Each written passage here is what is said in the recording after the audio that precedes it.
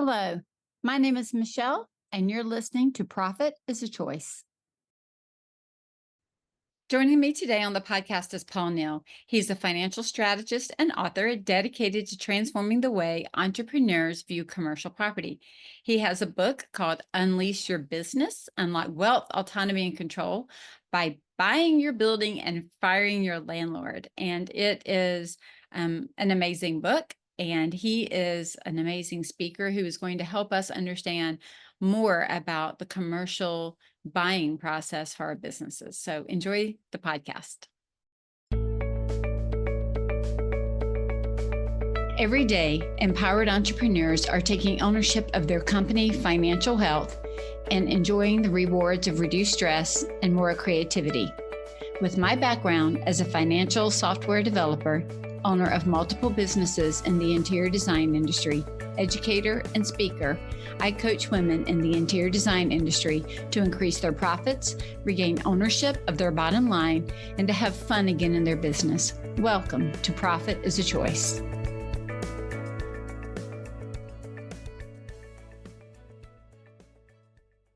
Hi, Paul. Welcome to the podcast. Hey, Michelle, I'm excited to be here. Looking forward to it.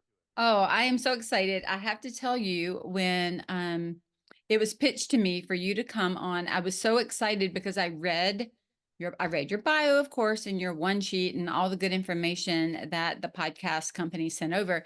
But what really intrigued me was you have an expertise in an area that I don't, which is always fun to talk about and to gather more information. But it's such a parallel to the work that I do, and then working with my clients. They are asking for what you're offering. Mm. And so I'm going to just mention the comment of what we're going to be talking about, which is commercial buildings and buying commercial buildings and when is the right time and how do you know how to go through that process. And we're going to talk through all of that. But I'd love to start by you just sharing a little bit more of your background, so everybody knows a little more about you and why you do what you do. Yeah, sure. Absolutely. So, my background is very entrepreneurial. I started off thinking I was going to go off and be an engineer and studied engineering and all that. But really, my motivations were creating and building businesses, and started my first business when I was in college. And 6 businesses later have been in and around that space. And so everybody I know, it seems like in my circle, has been a business owner, an entrepreneur, or something like that. And around 1998, I first got involved in real estate finance and started on the residential side, and it really started to open my eyes to that space and that world, and really fell in love with it, and more so on the commercial side. And over time, I sort of noticed two different camps of business owners. There's the one group that focused on building their business. They were heads down and just building it, looking to be profitable, scale, that sort of thing. But they sort of went over time, lease to lease to lease with their spaces. And then the other camp, kind of the same idea, but at some point in their business evolution, they made the decision to buy the space that their business was operating in or living in. And I just kind of noticed this divergence of their lifestyle and wealth and opportunity as time went on, because of that asset, that real estate asset that the second group had pursued. And so, being fascinated by that and curious, I wanted to understand why more business owners didn't do it. And really, the big answer for most is there's not sort of a definitive place you can go to learn all about it. It's a different experience. It's a different world. Most people have bought their own home and maybe some rental properties and things like that. They're very familiar with that process. It's pretty boilerplate no matter what you do and where you go. Most of that industry is regulated by Fannie Mae, Freddie Mac, and the agencies, and they pretty much write the rules for everybody, no matter where you go and get your loan. But commercial is completely different. And so there's a lot of myths and confusion. And so what I found, that the real experience that people were engaged in is they'd get to a point where they'd have this idea flash across their brain, and they'd think, well, okay, let me consider buying commercial space. They might talk to a friend who might potentially be in residential real estate. No offense to residential realtors. I have a lot of them that are friends and they're great people, but they don't really know commercial. And so they just kind of hurry along in the process, and they go talk to their local bank, and who they maybe when they started their business and opened their business accounts, it's the same person they've worked with, developed a relationship with, and they go there and they find out that wow, it's a little overwhelming, and the terms and conditions and the things that the local banks will generally offer are not very good. They're staring at a very large down payment, and just a lot of confusion. And so most of them at that point sort of turn around and just say, hey, it's just not really worth it at this point, and then move on, and then it flies out of their brain and they just continue down the road. So I was fascinated by that. I love to help business owners win, and because I think when business owners win, everybody wins, their family wins, the community wins, just a lot of great things from that. And so that's why I developed a passion on helping these people understand the process, learn about the process, and see the opportunities around it, if it makes sense, and then help them in those situations actually achieve that. So you just described exactly the experience that a lot of the clients that I have worked with have had, that have gone down and pursued their own real estate. Many in the industry are looking, they either have outgrown working in their home. And so then that next step is normally, do I rent a place outside of my home, or do I buy a building?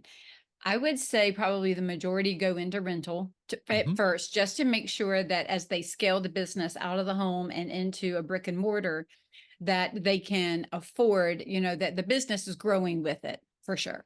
Sure. And then, of course, we know all of the ideas about how to, well, I'll say this. If they are looking for street traffic, of course, then they're looking for a certain type of commercial, whether it's a build or rental, or whether it's more of a fabrication type of place that can be a little bit off the beaten path, right? Mhm. So they're trying to figure out what is the right mix for their business. So many of them go straight into rental right Mhm. out of their home. Mhm. And then after they pay the rent over and over and over and over, I know that I'm in the Atlanta area, and I've seen some spaces that started off at, I don't know, 25, $35 a square foot in rental, and they're jacked up now. They're 65, 75, and nobody's moved. They're just Right. sitting in the same space, Yeah. but the rent has gone. And then when they add in all the community fees, like the CAM fees and everything else, Mhm. the prices are they're getting so much that a lot of people, I've seen a few who closed down and went back home because Yeah. they were like, I can't, it was outpacing their ability to earn around it, right? Sure. But I have seen those, and do have some that either are looking to buy or looking to build a commercial property, Mhm. simply for the reason that you said, I can then own it. I can maybe rent out. Like, they're looking at the space differently than just a space for them. They're Mhm. looking at a space for them and maybe other tenants to come in as well. However, I'm going to tell you the first challenges that we've run into, and let's see if you can help us decipher that. It was, I don't have a commercial real estate agent, and I Mhm. don't understand exactly what you said. That's exactly the experience they've had. And then I would say, as much as you said retail, or kind of residential agents, love them. We love them. I got about 5,000 friends that are agents. Sure. They just Sure. all there. However, on the commercial side, it's a different person and a different personality and a different process. And I don't mean that in a bad way. It's just different, right? Yeah. Yeah. And so many of them don't know where to start. I would say even just to hire a good commercial real estate agent to help them through the process. How do they go about just even starting there before they even go into, meeting people and understanding everything? You got to have that, really a great guide somewhere around you. Yeah, you do. You do. And it is different, as you said. It's like, chocolate and vanilla are different. They're both good, but they're completely different Right. flavors. Yep. Residential agents are great at what they do. They operate on a different timeline. There's more, generally more emotion involved in that transaction than, commercial's more of a numbers kind of a thing. So it's more a logical side. The community of commercial agents is a lot smaller than residential. They're all generally know each other, and you're not going to go do a Zillow search for commercial real estate like you can on homes. And so you're much more dependent on the commercial agents to know the market, know the trends in the market, know what's going on in the market. They might know I mean, they're dialed in, the good ones, to like the city council meetings and what's going on in your area. And they know if, a new shopping development's going to go in a certain area in 3 years. Well, we might want to position you in that space, that area. Um, a lot of them are dealing with off-market opportunities. They know leases are coming due in 6 months, 12 months, and you have owners that may be willing to sell. So there's a whole litany of reasons beyond even the contract negotiation. The contracts are completely different. Residential, you can literally, on a whim with your husband say, "Oh, we found this house we want to buy over the weekend," and work with your real estate agent, residential, and be in contract and close within 30 days. And it's like a whirlwind. Commercial does not work that way. It's generally 60 to 90 days, sometimes even 120 after you get a contract, because there's other due diligence things that have to happen. And you have to be careful there too, because there are larger earnest money deposits and things you make generally in commercial that operate differently from residential. Commercial, your deposit money it'll go hard, which basically means that after a certain period of due diligence, whether you don't get approved for the loan or you back out or whatever doesn't come in, you don't get your money back. Whereas residential is not the case. So it's really important to understand that before you go in Mhm. and start, sort of willy-nilly signing deals and whatnot. But I would back up even a step further beyond engaging that commercial real estate agent. You said something great where you said, and very truthful, that most designers and most businesses, quite frankly, will start small in the beginning, the first couple of years or whatever. That is definitely not the time to be looking to buy commercial real estate. You're not a good candidate at that point. That's the time, to your point, figure out the area you need to be in, your customer, your systems, your employees and team, get some repeat business, and maybe make some changes to get to the point where you're profitable and you have some consistent profitability. And then you have sort of a glide path ahead, and you can see, hey, I'm in this business for 10, 15, 20 years. I mean, I'm positioned well, and I want to grow, or at least get to the point where I get to a level that's consistent and predictable. You might not want to, conquer the world. You don't have to be a world conquering type person, but you have to have stability. So that's checkbox number one. But the next one would be is you really need to understand, before you start going out looking for properties and engaging real estate agents, sort of the costs, the opportunities, your own financial situation, what you would be comfortable paying, what you would qualify for. Because there's a huge variance, on obviously what you might want versus what you can afford versus what you're willing to pay, kind of thing. So again, compared to residential, in residential real estate, generally, if you go to a lender, they're going to want to maybe last a couple of years of your personal tax returns and maybe your business returns if you're self-employed. Commercial, we're going to want the last 3 years of that. We're going to want a personal financial statement, which is something that a lot of people have never done. Right. But basically, it's your profit and loss and your balance sheet, for your personal life, kind of in one place. And that's kind of the starting point. So you have to be prepared to do that. And then, and really, that's why I wrote a book on it called Un-Lease Your Business. I don't know if we mentioned or not, but anyway, Yeah. how to unlock wealth, autonomy, and control by buying your building and firing your landlord, to kind of set the high level expectation. It's a coffee table. You can read it an hour and a half on a Saturday morning and find out sort of the benefits and the challenges, and then the options that are available to you, and the process. So Right. you can get a high level sort of 30,000 foot view of what's involved in one place to kind of understand before you take that, that dive in. Because the other thing is, a commercial real estate agent is not going to spend a lot of time with you if you have no clue of, if this even makes sense. I mean, it might be a million, you might be looking to buy $1 million building, and you might have a $400,000, financial ability, kind of thing. But to your point, about buying more space than you need and things like that, I mean, and that's one of the things that we discuss up front is kind of the strategy, because it's not just your financial situation. It's like, okay, where's your business today? Where do you think it's going to be? What's your vision in the next 3 to 5 to 10 years? What are you trying to accomplish? Are you just trying to grow into one space? Do you want to grow into multiple locations? What's the plan? And Are there any sort of skeletons in the closet that we need to kind of, pull on out and shed some light on and figure Yeah. out, how to address that? Because most people have them, and you're not going to hide anything at all from lenders today. Not a thing. Zero. Let's stop right there for a second. Identify what some of these skeletons might be. Well, okay. So one that's not really a Like a skeleton. bankruptcy in the past or I something mean, like that? yeah, a bankruptcy, some kind of default on a loan in the past, perhaps a lawsuit that's hanging out there that hasn't been resolved yet, or there's a judgment out there that hasn't been sort of satisfied.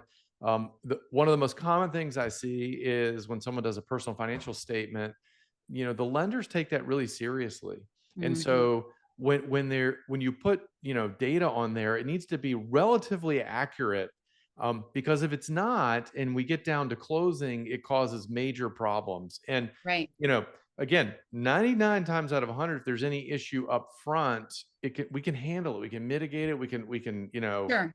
put it You out in can the work open. it No big out, deal. work around it. Yeah. Exactly.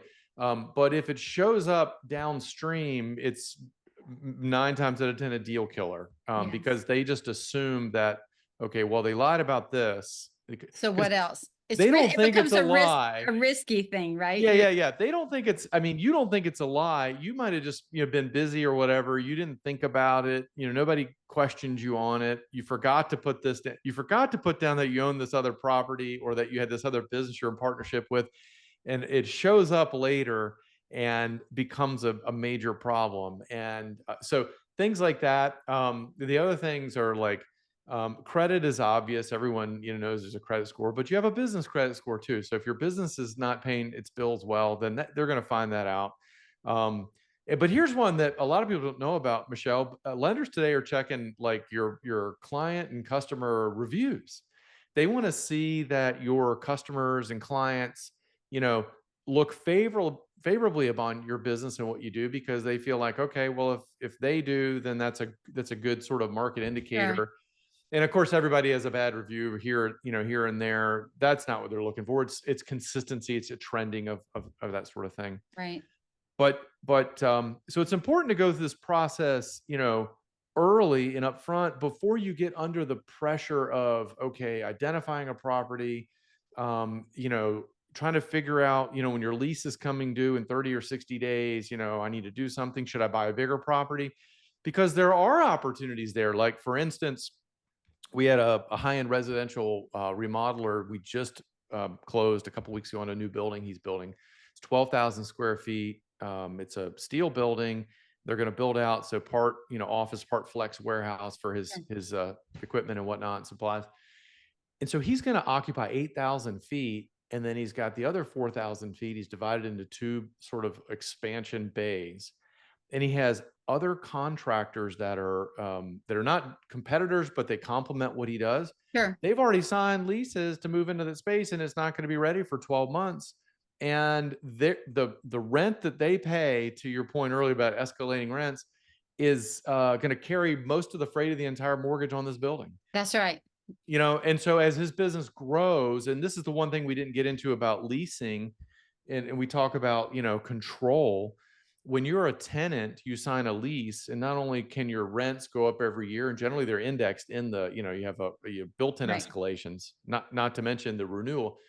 You might not be able to renew the lease when the term comes due. Right. Your landlord might have different plans than you That's right. do, or they might, escalate significantly that cost, because wow, this area has really grown, and you're Yep. getting a below market rate. And so I have a client right now who's has been in like a building for 10 years, and the landlord has come up and sold to another agency, and they're like, you got to get out, we want this building. I've mhm, actually got two that are like, we really want to use this for something else or somebody else or another way, and they're just like, okay, so now I got to go. I mean, they've at least got some months ahead of them.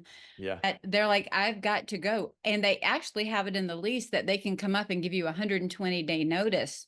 yep, And you got to pack up an entire business and get it out, find another place and relocate. So, and some of them don't even get the 120, right? no, So we literally are sitting in the position right now where we're now going, okay, the business is established. We're going to be here for another amount of time. are we going to go lease again, or are we going to go purchase? I mean, that is exactly where we're sitting today, Hmm. with what you said. Let me back up and ask a question, because, I jumped right in with how do we find the real estate agent? Yeah. And I love that you backed up and said, go do some work beforehand. And I do think that is a difference between residential and commercial, at least on the outside looking in, because I know the first time that my husband and I went to buy a house 30 something years ago, we just found an agent. And then the Mhm. agent guided us to go to a lender to get our score, to figure out how much we could afford. Like, there Right. was more of an educational process to help us get the things we needed to then guide our agent on which homes to show us. Hmm. Right. Yeah. And what you've described is really, and I get it, it's a little bit more onus on us as the business owner to go do some of that upfront legwork. First of all, to know what it is. I'm thankful for your book. I'm absolutely getting a copy, and I'll put it in the show notes. But even knowing what's expected, and can I pull those things together? Like, how do I start thinking about it before I engage myself in a process with somebody that could whirlwind me? Hmm. Right? Because it could Hmm. go slow or it Yeah. could whirlwind. Yeah. And really just knowing, how am I prepared with my own numbers, my own understanding? Because I've got a couple people that they're even talking about, can I buy the building by myself, or do I get other lenders to go in with me and we Hmm. jointly buy the building and then my business? Right. So to your Hmm. point, many ways we can do it, but Yeah. even having an idea of what is going to be required and what's the process look like? That's the first question that our clients ask us when they hire us as designers or anything else. Hmm. What is the process? And so knowing that before we engage, let me ask this though, with that idea in mind, let's say that all the listeners here that are thinking about buying and renting and all the things, we all buy your book. What do you suggest as a timeline? Because, like, we know some of these can be long, some can be short, some are looking at, my current lease is up in 3 months, 6 months, 9 months, a Hmm. year. I've had some that we were looking a year and a half and 2 years in advance because the market was so tight where they were. What is there a general timeline or a way to build the timeline based on the individual kind of restraints and constraints in an area? Yeah, yeah, absolutely. I mean, obviously, it varies based on situation, as you say. I can tell you when the wrong time is to be definitive as a starting point, and that is again when your lease is renewing in 30 days, because you're not gonna. This is not going to be a 30-day process, and it creates, and I would say even 60 or 90 days, because it creates too much stress to do things too quickly that cause problems downstream. You don't get a great experience. You probably won't get the best terms. You probably won't get the best space. Well, and it feels So like you're almost settling because you can only take what's on the market within that 30, 60, 90 that's right. days versus watching and waiting for something that's going to come up, or, to your point, where the agent has an idea that these things are going to become available. You don't even have the ability to wait for that in many of No. the cases if we've shrunk the timeline down. It's like people who ask me, how can I retire out of the business? And they come to me and go, I want to do this within a year. And I'm like, we need 3 years to plan. To Yeah. get you out of it. Like, it's not Some a one people, year. some This is systems, not a and 1 year thing unless we're turning no. off the lights. That's So right. That's if we're right. not doing that, we got to have time. So what are some other things we should look at? Well, I would say a couple of things in terms of like the end of the lease. If you need to buy some more time, one of the things that you may be able to do is negotiate a month, or maybe a 6 month window with a landlord. There's no guarantee you can do that, but it's something that can maybe give you some opportunity there. I Sure. would say honestly, if you are at a minimum of 3 to 6 months out, you definitely have to look. If you're within a year, is really a good time to do it, because so let's back up from the beginning on the timeline. So let's suppose you're going to buy a space that already exists. Okay, Okay. so you have to get your financial house in order to know again how much you're going to be able to afford. What that looks like down payment wise, your strategy and all that. That might take a little bit of time, but let's just take that out of the equation for now and just say you're at that point and you're like, okay, I'm ready to roll. Well, you engage in a commercial realtor, and let's say they find it day one, which is not going to happen. But let's say, all right, now you're 90 days away from closing. So you are already 90 days from when everything is green lighted to close. So it might take 30, 60, 90 days to actually find a space that's going to come available. And to your point, they might say, well, this property we know is going to come on the market in, 6 months or 3 months or whatever. There could be some properties out there right now, but just about everywhere right now, unless you're in a city that's like bleeding people because they're going to not nicer areas like Atlanta, and there's a number of other areas for whatever reason. Um, there's not a lot of real estate available, just like on the residential side. There's not a lot of supply, so you got to plan on some time there. Right. So we're really minimum 6 months, I think, is where you kind of need to seriously take the dive in. And I recommend to people really at about 12 months, because if you're in a 3 or 4 or 5 year lease, then it's coming up. You kind Right. of know if your business is stable enough to start considering this idea. That's when you really need to start considering it, because here's the other thing that people don't think about. You know, it can be a very stressful experience, or it could be an easy experience. And it's just like, okay, we'll take the design world, okay? So my wife and I, we just bought a new house. We know what we like, but there's no way we can figure out how to put things together and make it all look good like you guys do as designers. So we hired our own designer to do that. And if we tried to do it ourselves, we could maybe watch YouTube videos and learn and, but we'd have to get really involved in the process, and we would sort of muddle through it. And, at the end of the day, it would probably be okay, but it wouldn't be at the level that a Right. professional designer would come in and do it. And the thing is, like, when our designer, Catherine, came in, she just spent an hour or so going through everything. We just kind of described what we wanted. And then that was it. I was done. My wife was done. We were back to doing our own thing. And she shows back up, 4 weeks later and says, okay, here, 6 options or whatever based on that. And we're like, yeah, we like that and that. She's like, okay, I'll come back again. Came back another 30 minutes and boom. And the next time I saw her, they were coming in and, doing their decorating thing. And it was like, Right. this is great.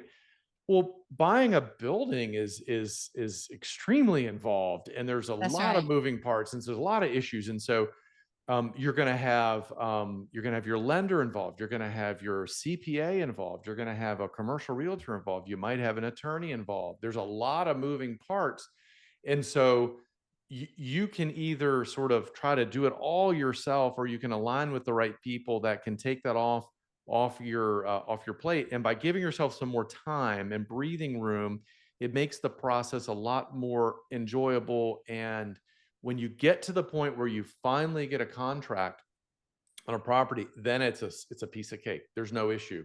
You're comfortable. You can tell your team, hey, we're moving now. Well, it's going to happen. There aren't any gotcha surprise going to come up, because you did your due diligence, you did your homework, you worked with people.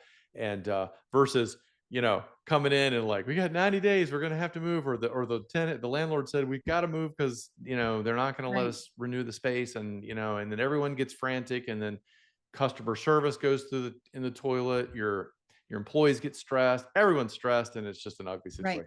situation. When we look at timeline as well, rarely would, especially in the interior design side, rarely would a building be fit out the way they need it fitted out to step in.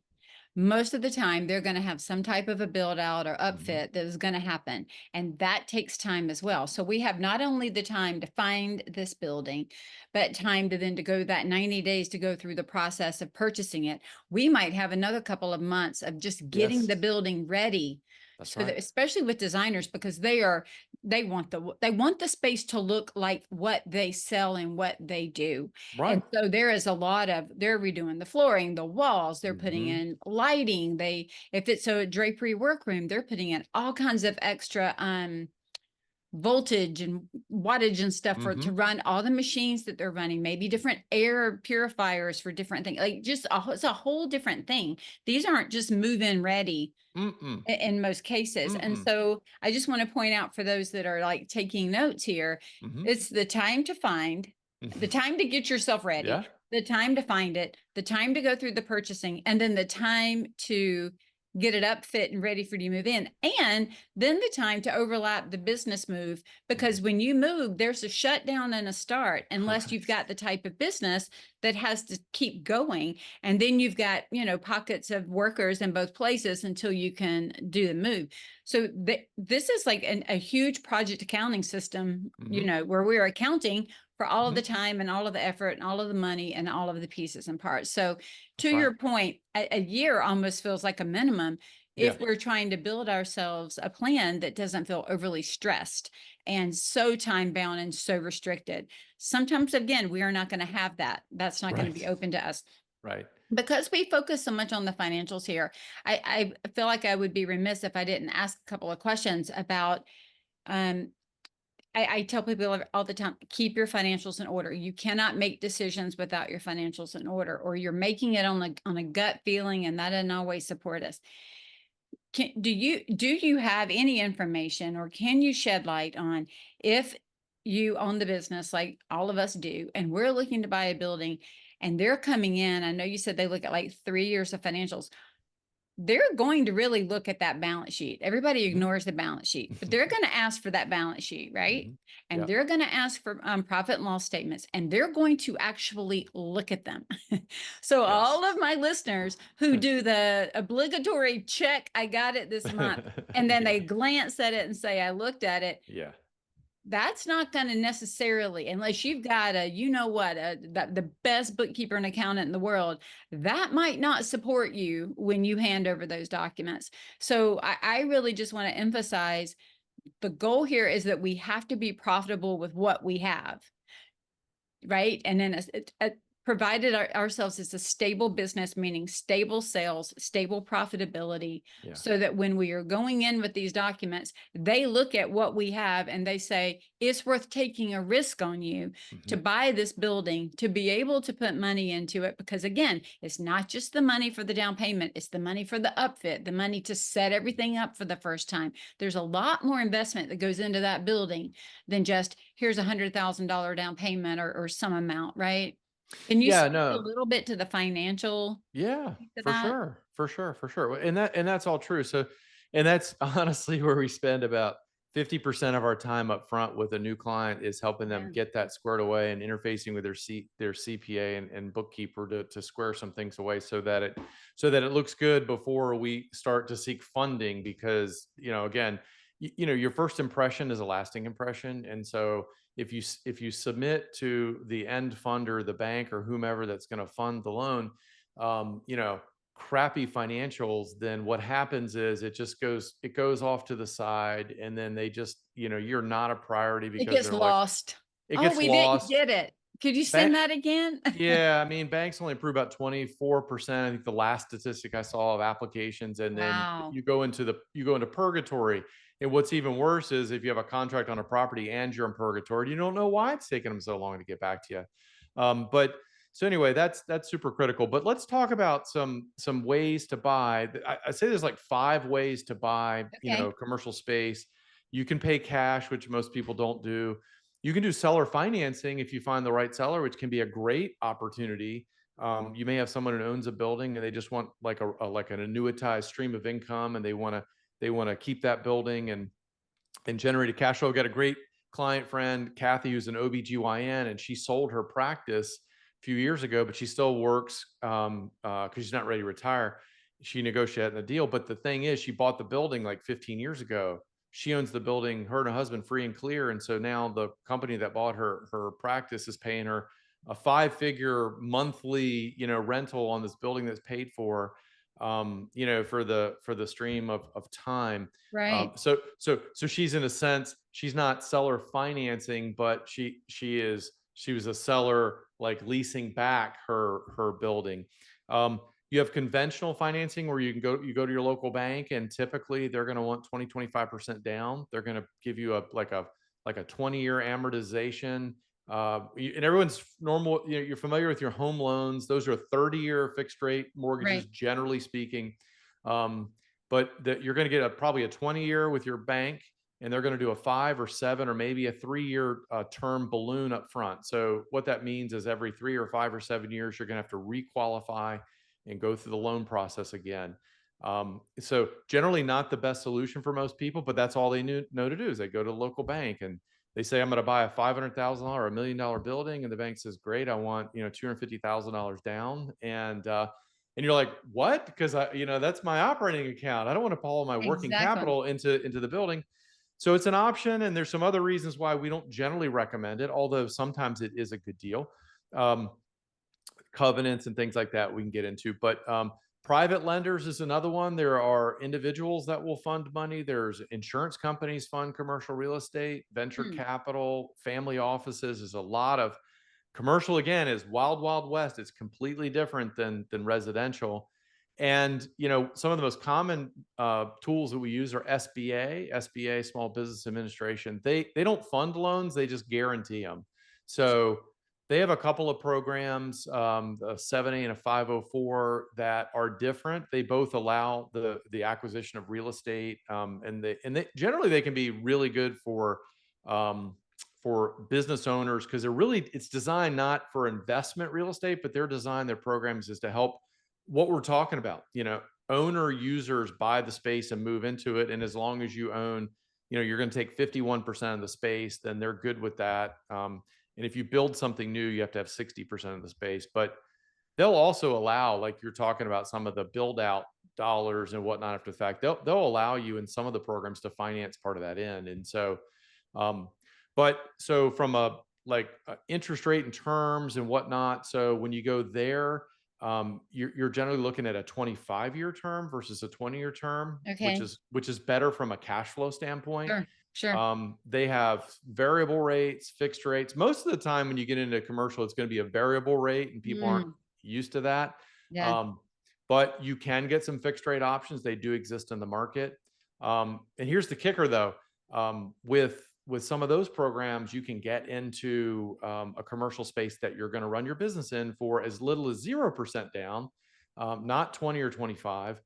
Most typically, we see 5 to 10%, and on a new build, generally 15%. But people are amazed, and we always suggest to get in with the least amount of down payment that makes sense, because then you've got your money that you're not putting into the brick and mortar, you can use for other things, That's to right. grow the business, to just cash reserves or whatever.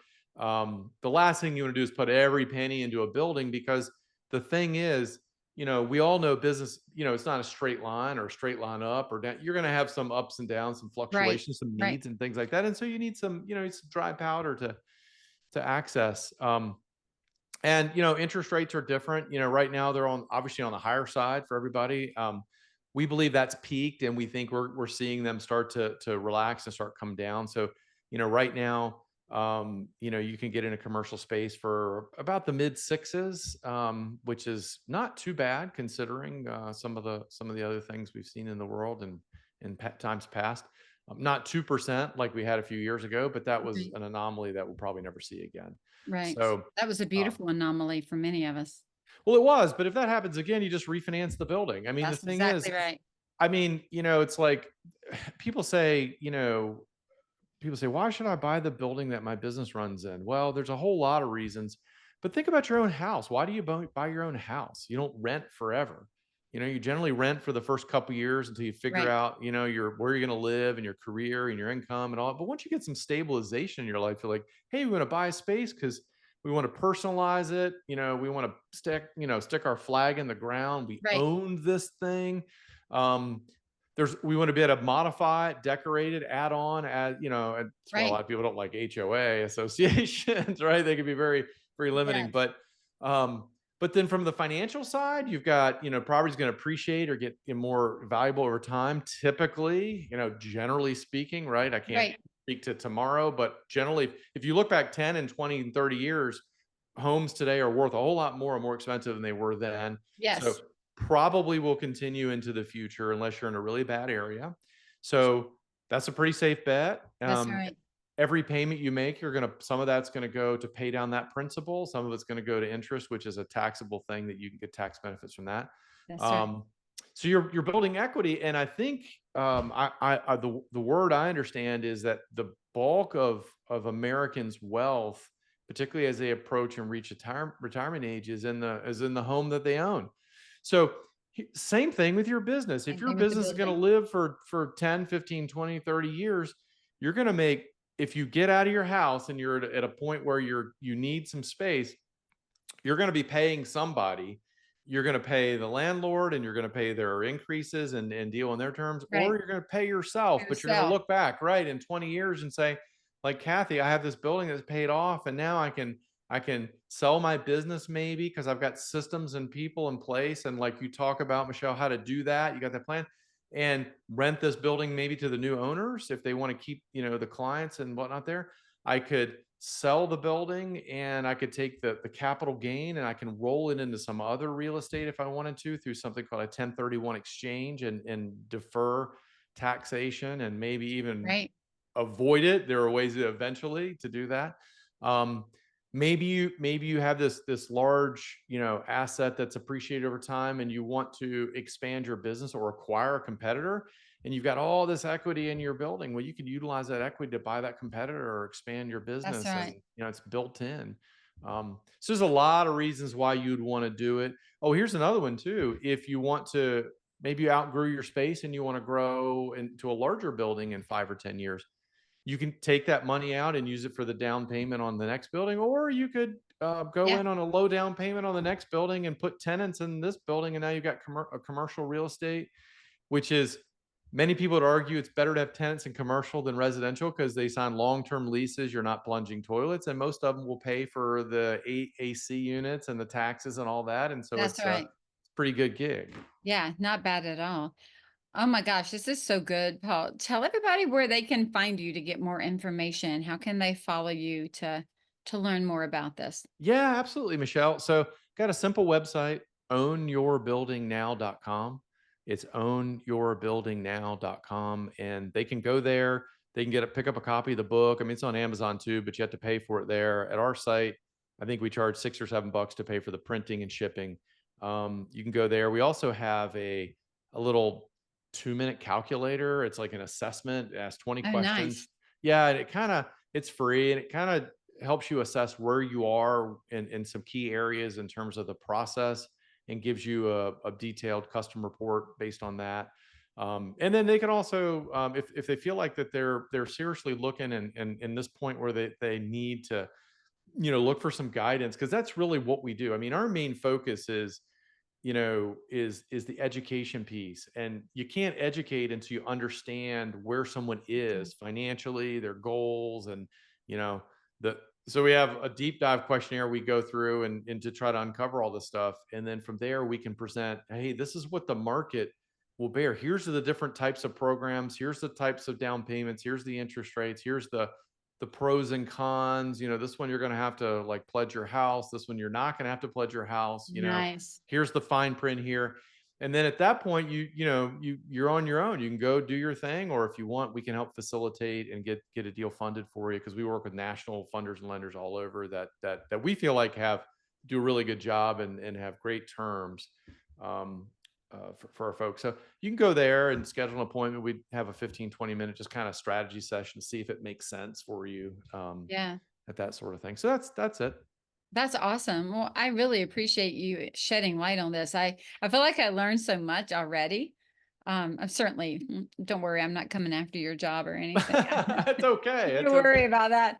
But no, it was just really good information because like I told you, I've rented commercial space when we did that, but I've not owned the building commercially. And Mhm. so I know the process is different just from the conversations that I've been through with a lot of people, Yeah. but you don't always understand what you don't know that you need to understand. So I really Yeah. appreciate you just kind of opening up the door for us to think about that and look at that. And I'm excited to read your book. Awesome. Well, I had a great time. I enjoyed it, and I love interior designers. I've had several, and when we had our space, our commercial space, we built out a big space a few years ago. We had my decorator from the house came out and did all that, and it was amazing. And people were like, "Wow, this looks great." I'm like, "Yeah, thank you. I did it all myself."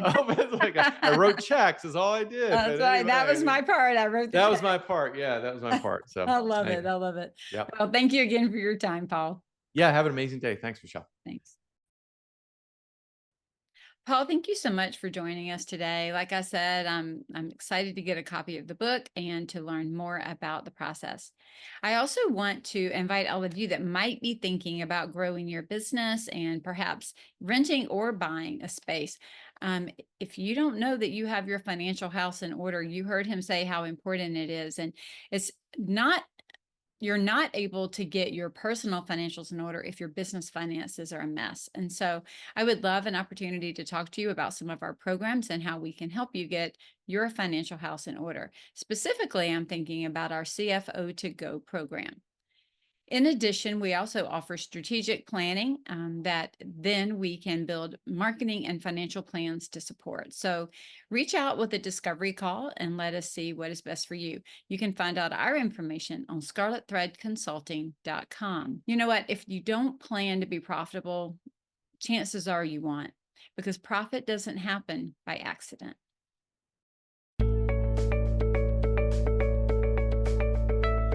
Profit is a Choice is proud to be part of the designnetwork.org, where you can discover more design media reaching creative listeners.